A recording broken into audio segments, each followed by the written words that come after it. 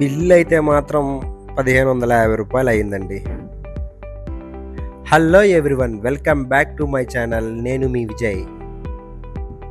ఈరోజు ముచ్చట ఏంటంటే, సండే కదా, ఏదైనా రెస్టారెంట్కి వెళ్దామని ఇన్స్టాగ్రామ్లో రీల్ చూసి మా గూడూరు నుంచి నెల్లూరుకి అయితే ట్రావెల్ చేసి వెళ్ళాము. అరౌండ్ 40 కిలోమీటర్స్ ఉంటుంది. రెస్టారెంట్ నేమ్ వచ్చి రోస్ట్ 7 అండి. ఇది చిల్డ్రన్స్ పార్క్ లెఫ్ట్ సైడ్ స్ట్రీట్లో ఉంటుంది. సో అక్కడ ఫుడ్ ఎలా ఉంది అనే దాని గురించి మనం తెలుసుకుందాము. ఫస్ట్ అయితే లోపలికైతే ఎంట్రన్స్ అయితే బాగానే ఉంది. ఆ తర్వాత లోపలికి వెళ్ళగానే యాంబియన్స్ అయితే చూడడానికైతే చాలా చాలా బాగున్నాయి.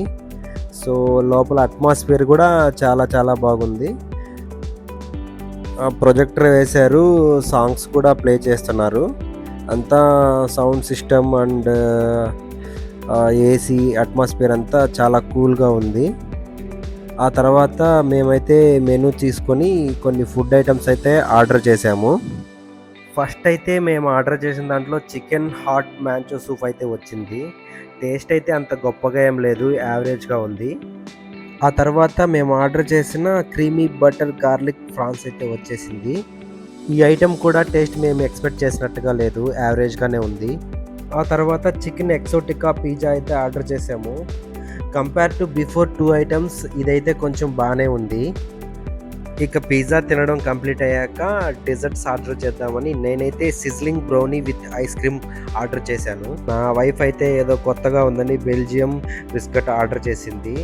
డెజర్ట్స్ అయితే పర్వాలేదు, 2 ఐటమ్స్ బాగానే ఉన్నాయి. ఫైనల్గా నా ఒపీనియన్ ఏంటంటే, కాస్ట్ ఎక్కువ, క్వాంటిటీ తక్కువ, టేస్ట్ తక్కువ.